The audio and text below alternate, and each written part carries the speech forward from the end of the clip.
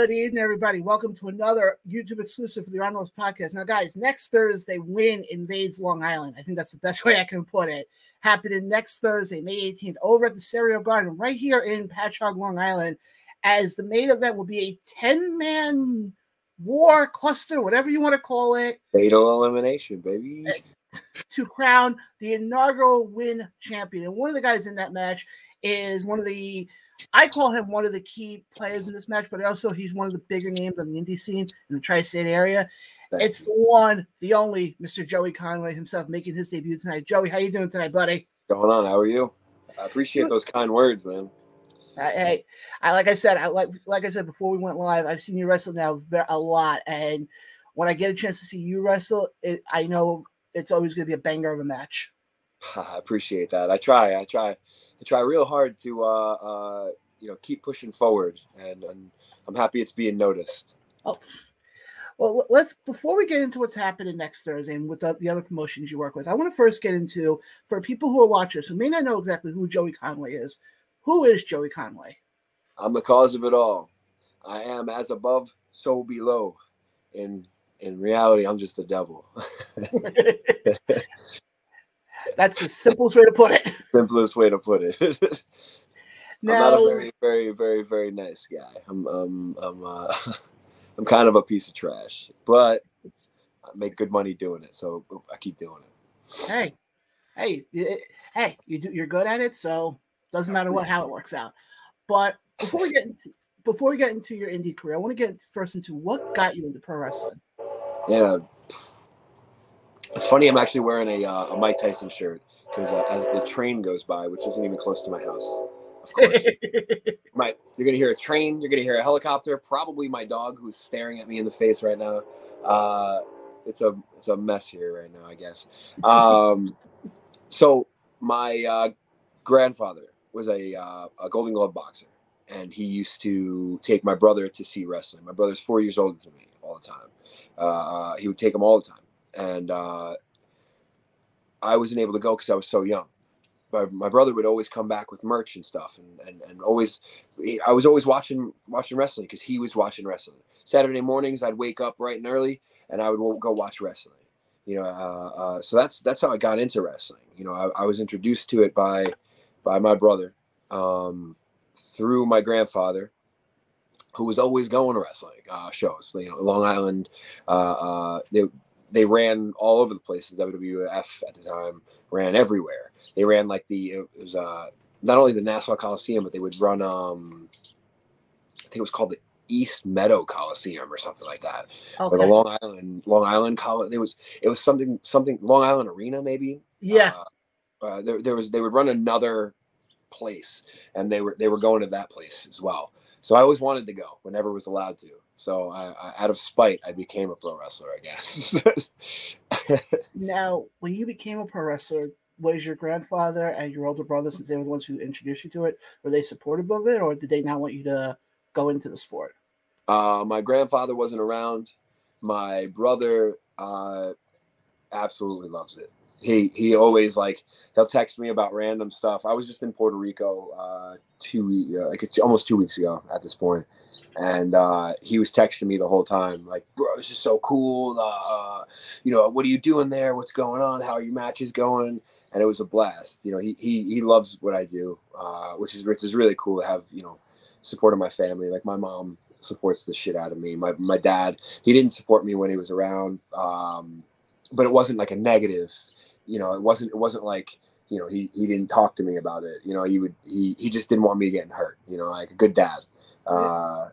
So he was just, but he would still come to my shows, which was so funny.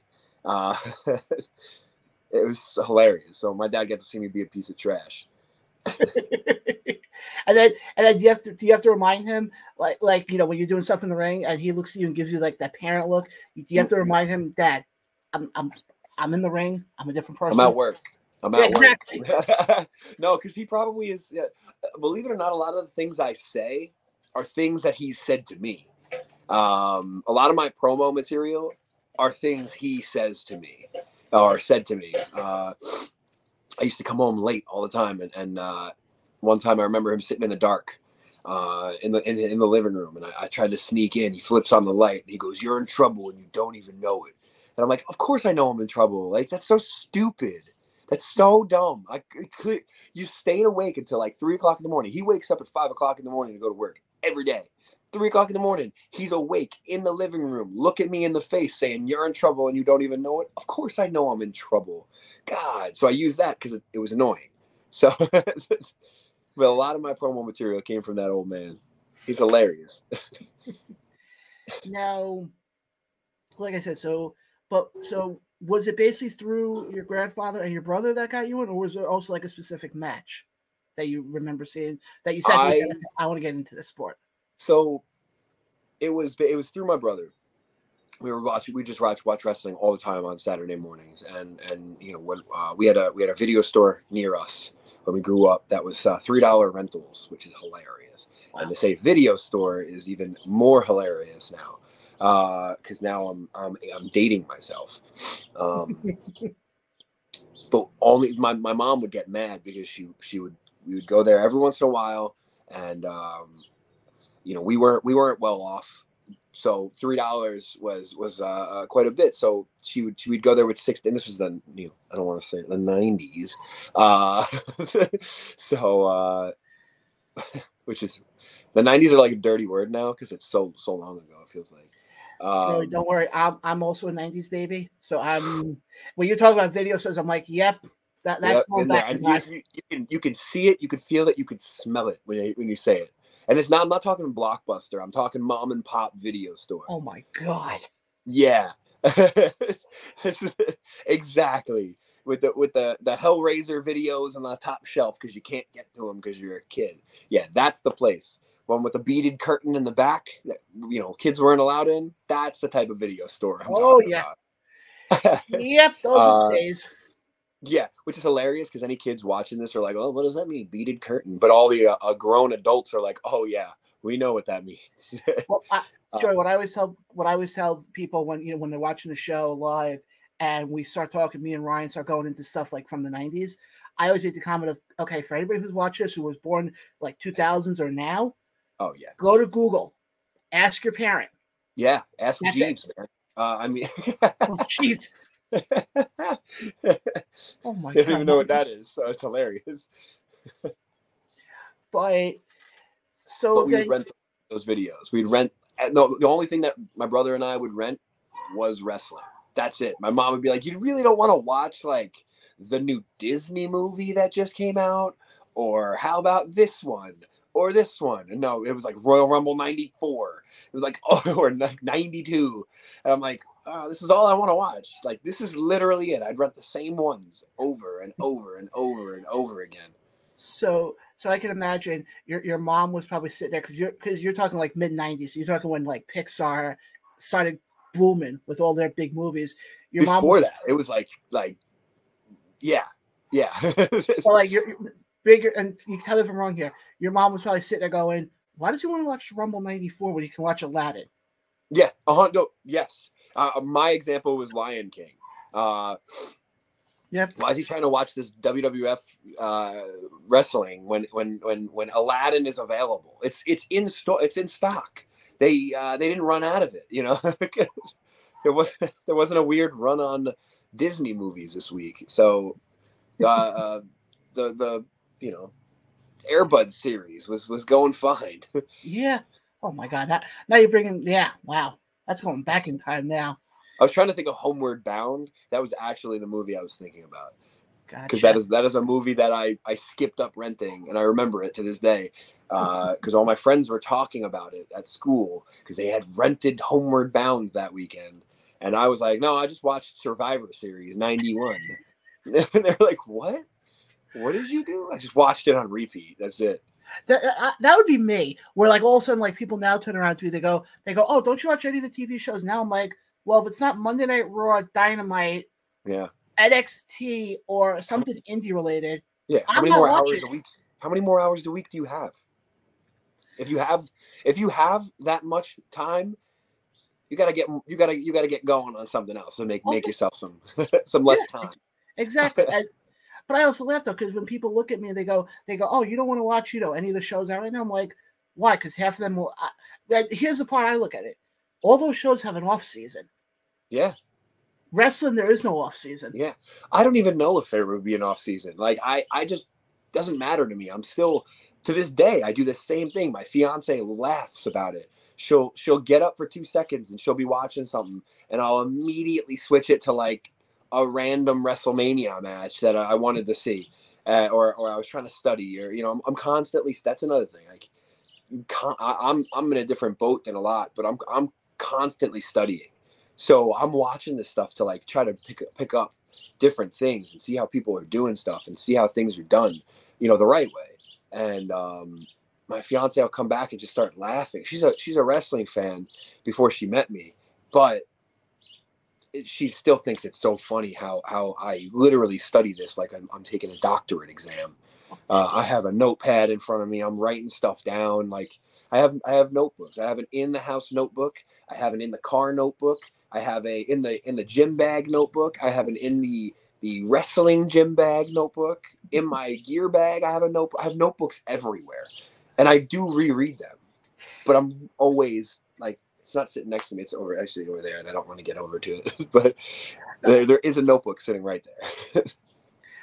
What is your go-to WrestleMania? Is there one WrestleMania you go to watch more, or it just doesn't matter? What is it? WrestleMania 9, the Caesar's Palace one? Okay. I love that WrestleMania. I don't know why. I love that WrestleMania. Tatanka versus Shawn Michaels is an incredible match, and I don't care what anybody says. But like I have WrestleMania matches, not shows. Oh, okay. That I like to watch. And again, that WrestleMania 9, I'm a big fan. Growing up, I was a big fan of Crush and a huge fan of Doink. Loved both of them. So they had a Crush versus Doink. I gotta watch that. I loved Kona Crush. I was the only one who loved him, but so you weren't riveted to go see Undertaker versus Giant Gonzalez? Another one. I love that. I love watching that, especially in the last few years when Undertaker's come out and done some like interviews and stuff, and then told some stories about that match. Now I like to go back and watch it again, because now you have that backstory and that you can see on his face. He's like, "Come on, man, work with me," and that's always fun for me. Oh, no, that's what I love with wrestling is when you hear the interviews, like when on like podcasts and stuff, where you hear like guys on Jericho's podcast, or when Austin has his, and I like the ones I like are when they're talking to the wrestlers and you get like the full backstory. Oh yeah. And people will look at me, they go, because like I said before we went live, I have kind of a long commute home, so a lot of times I'll throw on like an old Jericho podcast. Or another one I'll throw on Busted Open. Oh yeah, of course. I mean, they're just, if you know what you're listening to, they're just throwing out knowledge. Like Bully Ray is just another level of knowledge, man. And then I love those shows. Like I'll throw on Cornette all the time, and I know a lot of people, they like to, I don't know if I can curse on this, but they like to shit on Cornette a lot, and He's an incredible mind, man, and I love my dog. It's actually hilarious. I'll like meal prep and I'll pack my meals for the day, for tomorrow, for the next day. And while I'm doing it, I always throw on Cornette's podcast. So anytime he hears Cornette's podcast, he runs to the kitchen because then he knows he's gonna get like a little piece of chicken thrown. It's so funny, but he picks apart today's stuff, and while it sounds like he's hating, it can be also taken as constructive. Like one of my mentor is Mike Mondo, and Mike Mondo was essentially trained by him and Rip Rogers. So I watch him, and I'm hearing stuff that's being taught to me even today, that's coming from Cornette's mouth. So I have like a weird connection to him. But he's also like giving you constructive criticism while he's being over the top, and he's getting the views and the listens and whatnot. But I'll throw those on, and I'll hear him talk about MJF versus Bryan Danielson, right? He talked all about that whole match, and he picked it apart, but he said the good stuff, of course, but he said the bad stuff. Well, they could have done this and they could have done that, and if they did this and they did that and they did this and they did that, maybe they could have gone here. And I'm like, fuck, I thought that match was, if we're gonna go with the stupid star rating, I thought that match was like a 28 star. That match was amazing, amazing, and I wouldn't have picked apart a lot of it, but I'm listening to him pick it apart. And I'm like, damn, he's right. No match is perfect, but and you can always learn from people that came from the past. You can learn from people now, and it's a shame that people don't take that. They don't take time to understand where he's coming from, and they just trash him for no reason. No, in my opinion. I totally get where you're coming from. And with me, I'll listen to Busted Open, especially when Bully's on, because I know with Bully, I left. We did our last show on Tuesday, and we were talking about Backlash. Of course, now a motorcycle. Yeah, and we were talking about Selena Vega, and and Bully Ray was talking about how WWE should have pulled the trigger, even if it was just for 2 weeks. And I brought it up on the show, and everybody looked at me. They go, "Why would you do that?" I'm like, "Think about it for a second." So we started. So that's what I like, is when the guys will dissect it, and will pick it apart, but not pick it apart and sit there and go, "Oh, I know what's good." No, it's pick it apart as far as here's what's good, but here's what could have been better. And that's what I love. That's the stuff that and I like when they pick apart people, not people, but things, matches that are on got some mistakes in them. There's some holes in them, and even those when it's obvious and it's glaring, and they still pick apart it, and they say stuff that's different than I think. I'm like, damn, man, even if I'm picking it apart and I find a hole in a match, maybe if they did this, then maybe if they did this, maybe if they did this, sort of scenario. Even if I find it, these guys like a Bully Ray, a Mark Henry, Cornette, Jericho. He doesn't really do too much. He did a watch along on his podcast. I think very recently actually. Yeah, he did. But they you get those moments where you're like, okay, I wouldn't have done this. I would have done this. And then they blow your mind completely, and they show why they're the best. And they go, I would do this. And you go, I didn't even know that was an option. I had an A, B, C, and D. And D was none of the above. And you guys literally just none of the above that shit. I have no idea how. It's awesome, man. Oh, it's nice. But I want to get back to you, because the one thing I said this to you before we went live, your look. Especially when you come into the ring. I've said this, and I thought about this before, one of the best looking mustaches. I appreciate it. It's down now because it's hot. It's way too hot here. But how did you get your look? That's probably my biggest question I have. It took like 10 years, man. I started out with a mohawk and shaved sides with leopard print in it and a bunch of other stuff. And, I started going a little bald ski here. So I said, screw it, I'm going to shave it.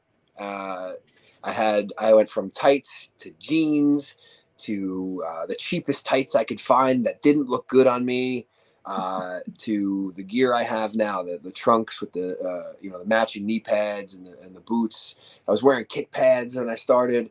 This stuff doesn't come overnight, and you develop differently, and you develop what you think your look is going to be. You ever create create a superstar in a wrestling game, and then 10 years later, maybe you pull out that system, you it's all dusty, and then you pop that in there and you go, what was I thinking? Go back to if anybody played SmackDown versus Raw and you still have that system, go back and look at your creative superstar. I bet it looked like Jeff Hardy, always with the baggy pants. I don't know. That was at that era. What was cool, But you look at it and you go, man, I would never wear that now. You change, and then you adapt, and it becomes almost a mini obsession. I'm constantly getting new gear. I have gear here that I haven't even worn yet. I have a couple pairs of gear that I still have yet to debut, and I still ordered more. I still have more coming. I never stop. So I'm always morphing. Recently, I always wear black leather on one side and a snakeskin on the other side, colored snakeskin, a purple, a white, a gray, a green. Like I have a bunch of different colors. I have this wild. I'm not gonna like go into detail about what it is, but I have my gear maker just decided to go nuts and put this color combination together that I would never wear in a million years. But it's the coolest colors combination ever, and I'm gonna wear it now. I'm 100% gonna wear it, especially because it's summertime and it fits that. It's so like I just love morphing and changing, especially like I was saying it in a locker room the other day to some people I confide in a lot in wrestling, and I was like, man, I think like I'm some of this is this and this and this and this is getting stale, and they looked at me and they're like, what do you mean? Like you're just getting started, like you haven't even broke the surface of what this and this and this and this is. And I was like, oh, maybe I'm trying to morph too fast now, but I'm trying to, it came up for a long time. I'm just a hardcore kid, punk rock kid from, Long Island to Florida to back to Long Island, back to wherever, I moved all over the place. No, and, I growing up, I used to have all the long swoopy hair, like that was my look. So I'm still a hardcore kid. Like I literally before I just got back from the gym, but I was wearing a hardcore T-shirt from Knocked Loose before, which is my entrance song, which is the greatest entrance song of all time. I will agree with you on that. But before we get into W.I.N, there is one other I know you are part of several promotions. I know one of them is Full Faith, and they have a show tomorrow in Deer Park. Yeah, sir. Tomorrow afternoon.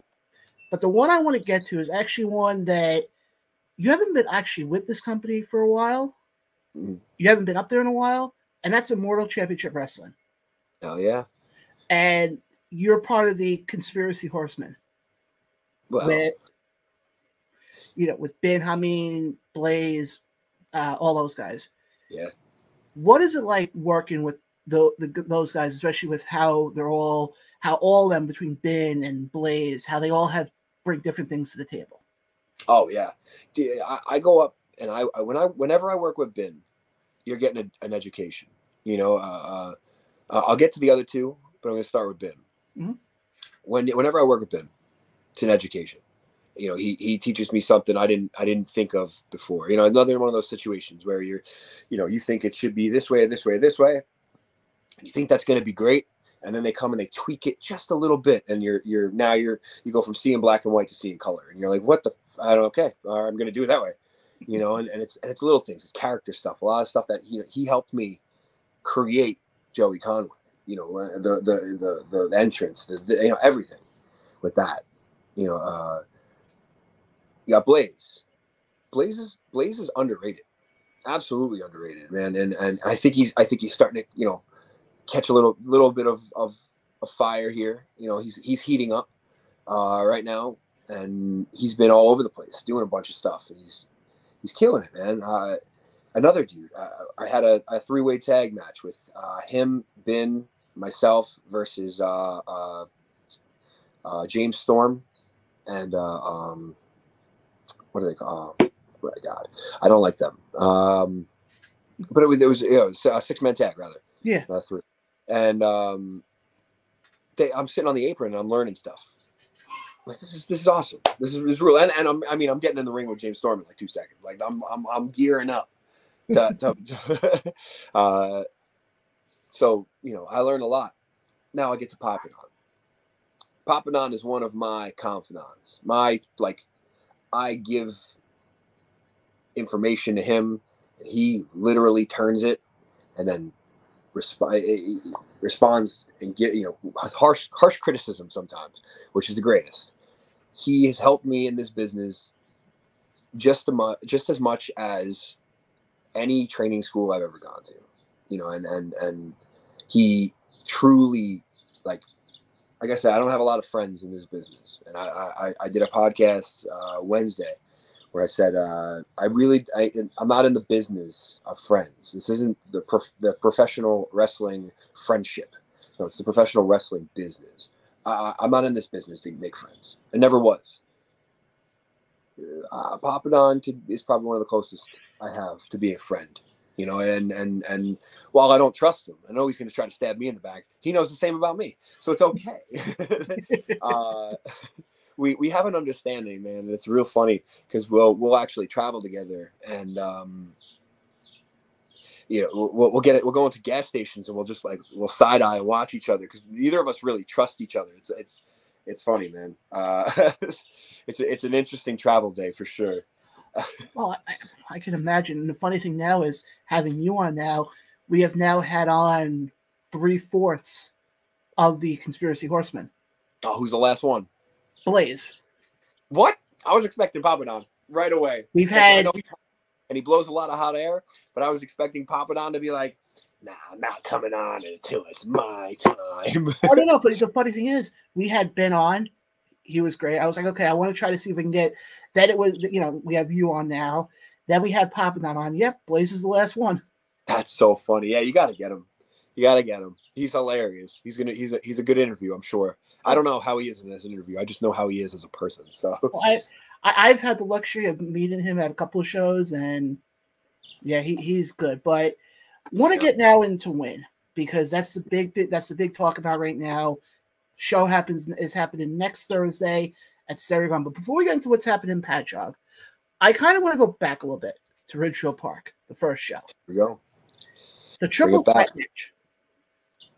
And I want to ask you specifically, being in the ring, when you saw Hamlet come out, I know you're in the ring, so you're trying to be the wrestler, but were you sitting there like everybody else going, what the hell is going on here? Well, so I'm gonna go back even before the match there real fast. That show, incredible. Yes. That was WrestleMania weekend on the wrong coast. And we sold that building out without a name other than SAT, but they're an independent name, you know, like without a name. Oh, Lindsay was there, but essentially without a mainstay that's on TV every week right now or whatever. However, people are selling out places. Yeah. Man, WrestleMania weekend, wrong coast. It's the house that Joey Conway built. Come on now, we sold that building out. That building couldn't hold anybody else in that building, thanks to me. Shit. Oh, I gotta get into that. But so, main event of that show, me. PJ Savage. Hamlet hurts you. I had no idea what to expect about Hamlet at all. Like zero. If you go online, there is nothing about him. I don't know. He's been wrestling forever. But how he keeps himself a secret is insane. There's no videos of him. And I swear, I'm 90% sure he's been wrestling as long as I have. So, like, how does he keep his stuff secret? I couldn't study him. PJ posts every 30 seconds how he's feeling on a Wednesday. He posts everything. So I can find anything about him. But Hamlet, I couldn't find anything. So watching him walk through the curtain, I'm just like, first of all, I'm a huge Hannibal fan. That's Silence of the Lambs is one of my favorite movies of all time. So seeing that, I immediately was like, damn, that's good. You know, like that's good shit. But now I gotta wrestle that shit. Damn it. Well, so I had like a mixed reaction because I'm a big horror movie guy. So I was sitting there and before he comes out, now you and PJ were both in the ring, and all of a sudden they cut to the national anthem. And I'm like, what the? I was like, now I don't usually get confused at wrestling shows like that, but I was like, where are they going with this? And then all of a sudden Hamlet comes out, and I'm looking at him, I'm going, I think what made it interesting with him is it was like you didn't know what you were seeing. No, he's jacked. He's huge. The dude's like 6'3", 6'4", and he's got to weigh like 280 pounds. But the funny thing is, shredded, and he's got the people. I don't know what they are. That was what was so weird about it. I'm like, what the? I look this way. When you get the crowd like that, you're doing your job right. Yeah. And by the end of that match, they were cheering him. Oh yeah, And I loved how midway through the match he goes, "Do you love me? I love me hard." I'm like, what the hell's going on here? That's built. That's a built-in chant. You know, now the crowd can respond to that, and if they do, I'm gonna be so mad because I was the one that helped make that. Damn it! But obviously, I thought the three of you guys killed it that night. Thank you. But the story that you guys told, how all of a sudden you guys end up getting Hamlet out of the ring at certain points, and it was you and PJ. And I remember at one point in the match, I don't remember which one it was. I remember at one point, because where I was standing on the side, basically by the stage area. Okay. And I was just watching the room. Because when I go to shows, I go as a fan, but I'm also sitting there going, okay, how does this, like, I'm sitting there like I'm like trying to analyze everything. Sure. Mind you, I've never stepped foot in a ring before in my life. But you're studying. You're a student of the game. You don't have to step in the ring to be a student. You can always study. And the moment I loved was at one point in the match, you had one side of the room chanting for PJ, and the other side of the room chanting for you. Yeah. And it was deafening. It happens, man. And I'm just sitting there going, you might as well just have Joey and PJ in the match. But Hamlet showed up, man. Oh, and that's the funny part is he almost had me. He was close. Oh, but you have these triple threat matches, and a lot of times, the third guy usually doesn't play that much of a role in it. Yeah. This one, it was like you could have. I mean, I hope that hopefully SAT, hopefully Win Management is watching this. That I'm asking as a fan, as a podcaster, can you guys please run back that match again at some point? Oh golly, I'm gonna win it again. You gonna want me to win that match again? Come on now. I already beat those two. I'm stepping onto the championship. That's coming on the 18th. I don't need those two. We already did that. You can watch that all day. I'll let you rent it for $3 in the video store. You could just keep watching it over and over and over. Oh yeah, but let's get into the 18th. Now, obviously, like I said before, it's a 10-man eliminator match. The winner will become the inaugural WIN World Heavyweight Champion. What would it mean for you in your career to have that under your belt? I'm going to say this for the 1000th time in the last month. Everyone who watches any interview I do, for whatever reason, I say this all the time, and I'm hoping eventually it becomes synonymous with me. It was either Stone Cold Steve Austin or Ric Flair. I should look this up one day, but I don't. Said, if you're in this business and you don't want to be world champion, why are you in this business? That's World Heavyweight Championship in any company for anyone means everything. Everything. And if you go in there with any other ulterior motive of, I saw Brando Lee cut a promo on Sal Savelli. One person in the match. That's it. That's the only person he cut a promo on. He said, I'm going to win this championship. But Sal Savelli, like, what are you doing, boy? Like, you're looking past me. You're looking past Papadon. You're looking past Face. You're looking past PJ Savage. You're looking past Hamlet Hurtsu. Chris Cage. You're looking past them all. You're looking at one person. Your eye is off the prize, man. So I have something to prove. I'm in a house that I shouldn't be in. Like, why?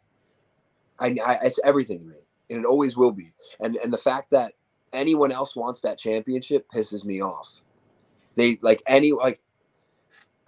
don't want anyone to have it, so I'm gonna have to take it. Like, I don't need a championship to be relevant.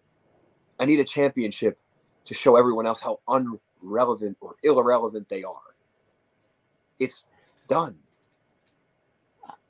I can't wait. Well, this is wild. I can't wait, especially the fact that it's the first time that a show is actually 10 minutes away from my house. Oh, awesome. Hell yeah. That's a nice commute. Most of the shows I go to, on average, are about a half hour to an hour and a half commute. Lucky you. The most shows I go to are like either a plane, a train, or a 4-hour drive. Hey, don't kid yourself. I went to the last Immortal show up in Rome that they just did. And I heard it crushed it. Oh, it was fantastic. And the funny thing is, that one I'll never forget. I left there at 10:15 at night. I didn't get back home till about 3:30 in the morning. Yep. Every time I wrestle up there, that's the scenario. Every time. And what's funny is, would I do it again? In a heartbeat. All the time. I don't, again, it wasn't me complaining at all. Plane, train, 5-hour car ride, 6-hour car ride. I did a year ago, I think like this month, a year ago, I did a tour where I went from New York to Cleveland to Detroit to Milwaukee, and then we drove home. The whole thing was driving. We drove it 3 days in a row. Boom, boom, boom. 8 hours a day, basically, except for the first day, which was like 12 hours. And the last day, which was like 16, because we went the wrong way. That's not me complaining. That's me saying I'll die for this shit. Like, and it's funny. Like, that's me saying as a fan that I would drive 5 hours I love that. Yeah, but the funny thing, like, I'll sit there. Like, I sit there, I have people who look at me, they go, you know, your car's like over 10 years old. I go, it has 4 wheels and an engine. Still works. Yeah. Yeah. And you're still making town. We need more fans like you. Like, we need more people around like you, because it's the culture of wrestling is interesting right now. You know, it's pop culturally cool again. Mm-hmm. And, you know, you got like Bad Bunny last week wrestling in a WWE ring in a main event match, having like a 30-minute banger, mind you, that some dudes on the indies can't even try to touch. Like, this is his second wrestling match ever. It's like Logan Paul, incredible athlete. But like you have fans that'll think it's pop culturally cool, and you'll have fans that'll come and go. You don't have the diehard fans. There's not a lot anymore. No. You know, it's a lot of them have clung to, you know, some of the indies, but like there's not a lot, and we need more fans like you, because it's you know, for people to come out to live shows nowadays, it's difficult. Okay, I'll put it this way. This is a funny one. Back in, I think it was last week of April, I started a gold mine that I basically have a show that I'm going to every week. And this was the second week of April. No, the second to last week of April. That's awesome. All the way through May and into June. No way. That's awesome. And mind you, some of them, like I said before we went live tonight, I did ISPW and Immortal in the same weekend. Yeah. In June, then after, you know, for the next WIN show, the one that they're doing back in Richfield Park, I'm gonna be back at Richfield Park again Sunday for Brie. Hell yeah. Combination. Because to me, and I've had people already who laugh at me. They go, oh, you keep going to all these shows. What do you love about it? I'm like, 9 times out of 10, the matches that you'll see at WIN, at Immortal, at Brie, 9 times out of 10, they're 10 times better than what you see on Monday Night Raw. It's true. It's true, dude. I've seen some insane matches. What was I'm pretty sure. Oh my God, who was it? Was it Alec Price that faced? I don't know. It was a Wrestling Open. The fact I saw it live, I was like, this is insane to watch. Like, whatever match I was watching, I was like, this is independent. This is wrestling. Yeah. You know, and I'm watching these dudes work, and I'm like, you don't get, like, you might get that quality of a match on Monday Night Raw, but they're cutting a commercial like 14 times. Exactly. So you're not really getting the experience, you know? But also, I think the other thing, also what I love going to indie shows is getting to meet these guys and actually getting to know a lot of these guys, where, like, I'll go to shows now and the guys will come up to me and go, oh, hey, John, how you doing? And mind you, some of them are being the bad guy. Yeah. But then they'll see me and they'll go, oh, hey, how you been? I'm like, you're breaking the wall. You're ruining the business. You're doing it. I take everything back. But you know what's funny? Because I look this way. The other thing also with us is where you have nine, and I say this religiously, you have 9,000 wrestling podcasts out there. Yep. Obviously, you have your Jerichos and your Stone Cold Steve Austins. Yeah. You got your big ones. Yeah, but how many of them will talk about the indies? How many of them will sit there and spend a half hour of a show recapping an Immortal show or recapping Creative Pro? You know how cool that would be? You know how the just doing a Jericho podcast would, him randomly talking about anything independent. Always he talks to, like, when Moxley does independence, like I think he did an interview and he mentioned like one name of a company, and they posted it on their Twitter and they exploded like overnight. People just started like driving to them just by the mention of it. So if they were to take a second to do that, it would explode the interest in the indies. Yeah, but Joey, here's the thing. But then you have like you, who only talks to indie guys. Yeah. Like in a personal setting, like you're not gonna. I don't know. You're not gonna get it. But like, here's the thing. Like with us, when we do our shows live every Tuesday, between myself and Ryan, and obviously people know Ryan. He's one of the bigger ring announcers out there. Bigger as far as bigger name, not size. I have to get that. I have to get that correct here, because if not, he's going to give you a smack. But my point is this: like, we'll sit there. We actually have a segment now on our show where we call it the Indie Spotlight. I love that. And we'll dive in and we'll talk about Creative Pro. We'll talk about any of these companies, especially with the fact that between myself and Ryan, we're at shows every weekend. Yeah. Oh yeah. Yeah. So you're seeing the talent. You're seeing them start. You're seeing them work 5 years in, 10 years in, 12 years in. You're seeing the guys that are coming up right now still. And like, you're doing it every weekend. And that's what I love, though. It's like when you see now, especially, doing the show now a year and a half now, I'm starting to get to know a lot of these guys. And also you look at like Ring of Honor, for example, and you're going, they always put out the list of all the matches, and you sit there, you go, I've seen him wrestle, I know him. I sit there and go, it really brings me joy when I see these guys. And then I think what also is when the guys look at me and they don't look at me like a fan. Like, I've had guys who come up to me and go, oh, you're the podcast guy. You're the podcast guy. That's how I know you. You're the podcast guy. But Joey, it was a blast having you on today. We're definitely gonna have you on again because there's so much more we can get into. Oh yeah, we didn't even scratch the surface. But before I let you go, I know you have a couple of shows coming up. Obviously, as you mentioned, the aforementioned WIN show happening next Thursday. Stereo Garden, Patchogue, Long Island is where that fun and, as I call it, war is going to be. Hell yeah. I can't wait. But what other shows do you have coming up in the area? Or what other shows do you have coming up in general? Tomorrow afternoon, it's Full Faith Wrestling in Deer Park. May 27th, another show in Deer Park, Friend or Foe for NYWC. In the main event, I'm actually teaming with Papa Don against Big O and Sal Civelli, which is funny because I'm going to wrestle them on the next Thursday. June 9th in Comswag High School. It's a benefit show for that NYWC is doing for a family that's in need of this.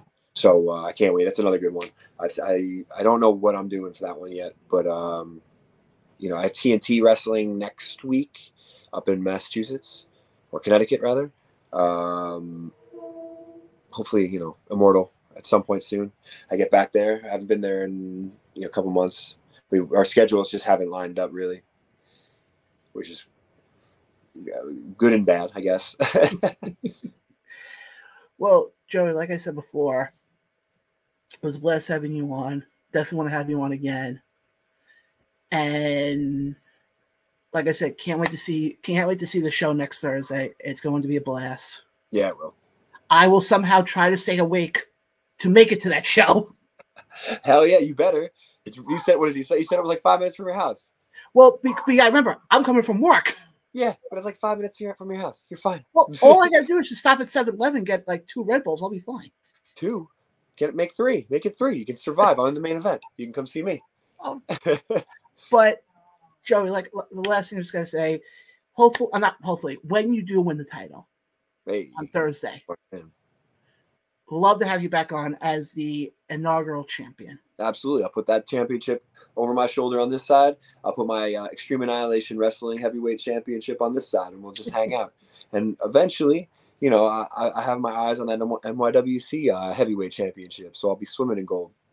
So soon we'll be calling you Joey Three Belts? Or more. Again, guys, Joey Conway, one of 10 guys who are about to enter in the 10-man eliminator match happening next Thursday to crown the inaugural W.I.N World Heavyweight Champion. Again, Joey, thank you so much for hopping on. Appreciate it a lot. For Joey Conway, I'm John. This has been an Around the Ropes YouTube exclusive. Catch you on the next one.